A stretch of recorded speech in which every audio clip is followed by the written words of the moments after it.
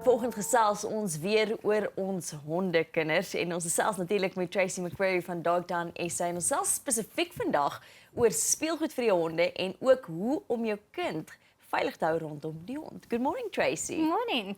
It's so nice to have you here and we are speaking about enrichment for dogs.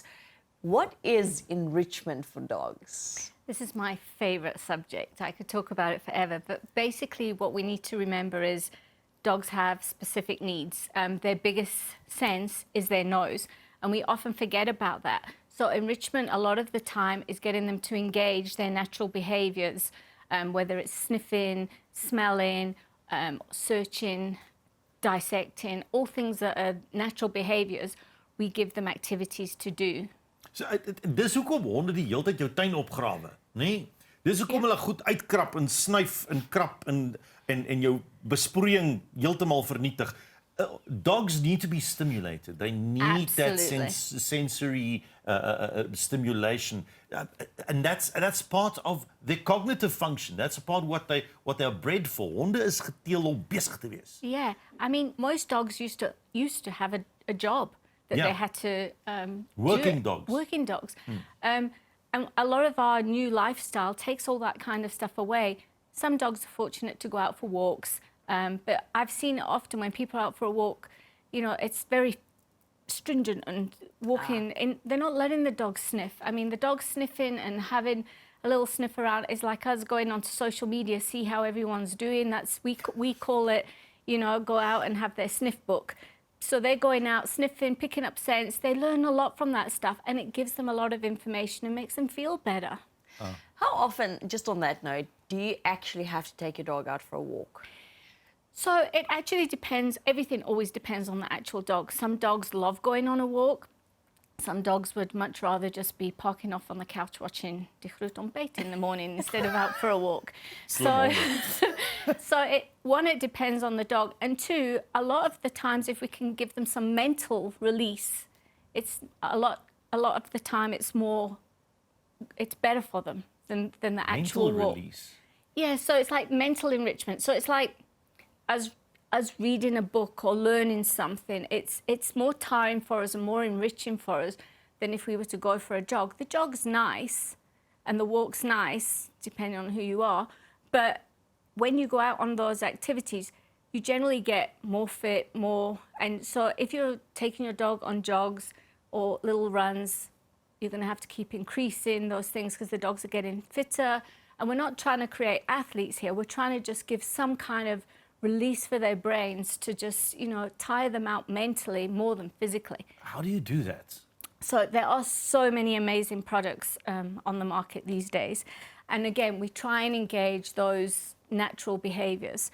So out in the wild, they would have naturally foraged for food. Apart from hunting, they would forage. This is by far my favorite.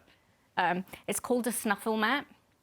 And basically what you do, their kibble or their chunks that they eat, Yes. you hide them in here. So when they eat their meal, instead of eating out of a bowl, they're looking for the chunks in here. So they're using their scent, they're looking, they're foraging. And if you were to put your bowl of chunks into this instead of a bowl, it's going to take them, you know, 15 to 30 minutes to eat. So you've already gave them a huge amount of mental release because their brain's been working. It hasn't just been mindlessly shoveling the food in. Wow, that's very brilliant. interesting. That is my favorite. And then this is an amazing little guy called the Sumo. There's a couple of different brands on the market, but basically you can put their chunks in here. What we generally do at the rescue centre is we mix the chunks with liver spread or peanut butter and put them inside here. And the dogs then try and get it out, so they can either bounce it about and they fall out, they'll chew it, and these are strong because we get these for our big guys at the centre.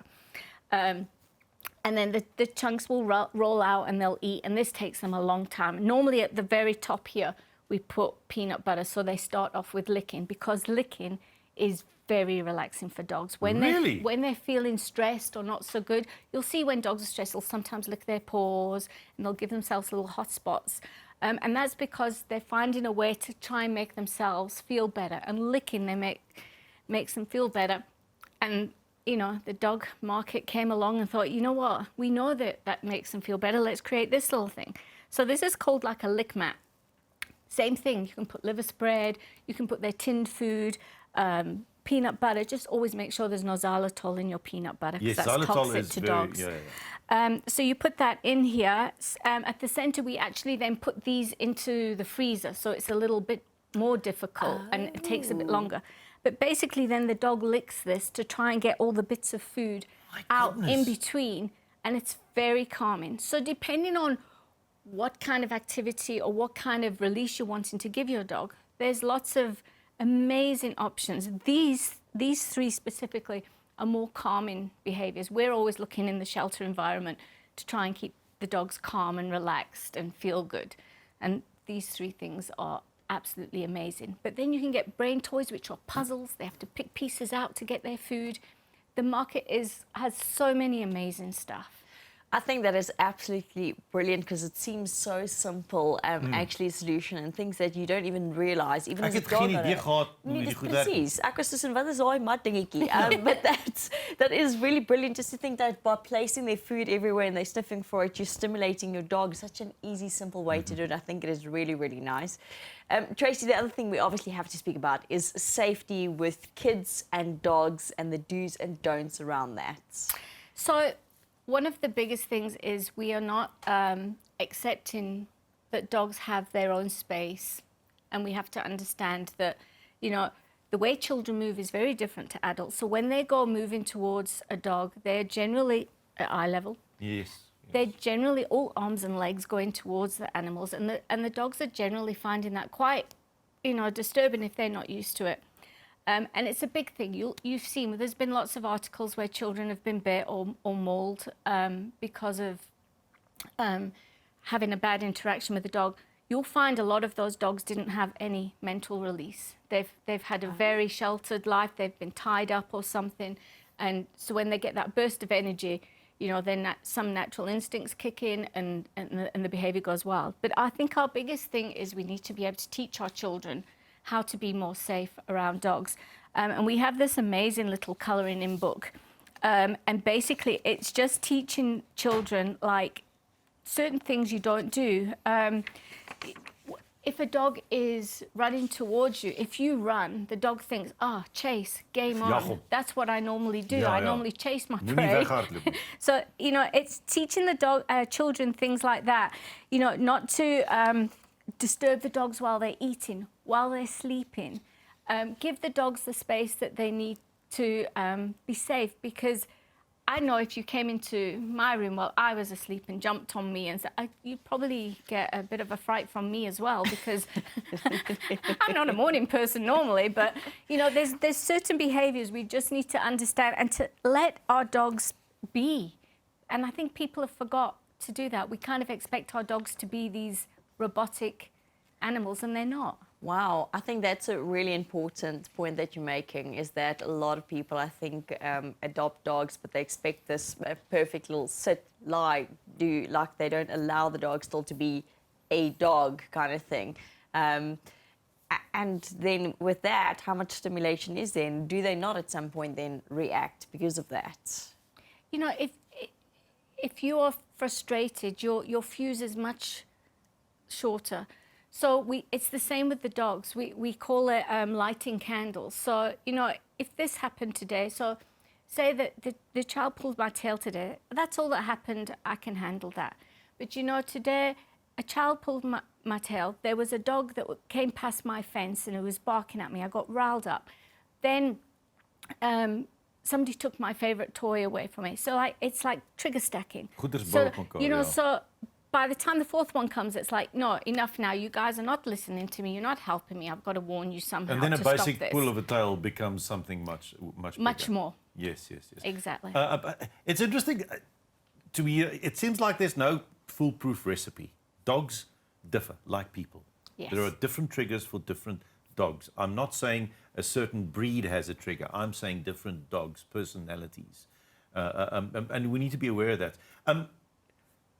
To be aware, you need some form of training or insight, or you need someone to tell you, because we don't always know. Is it a standard practice, you think? Should it be, without any doubt, a child when he gets a puppy, he or she gets a puppy, needs to go for training with that puppy? That would be the most amazing thing to happen. That child and the dog will have an amazing bond from the get-go. The child will learn to start reading body language. I think one of the big things we make a huge mistake with dogs is people smack the growl. You know, when the dog growls, they'll like smack the dog and say, no. That is the dog's first way of saying, please don't do this. Stop. You know, stop doing this. This is making me uncomfortable.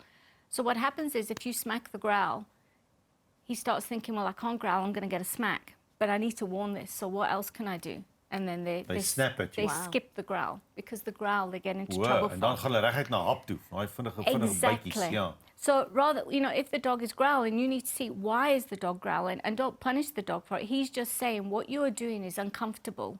You know, if somebody came and did something uncomfortable to you, you'd be going, hey, don't do that. And if they carried on and you were going, hey, don't do that, eventually you're going to actually have to push them away. And that's what the dogs do. Unfortunately, they have sharp teeth.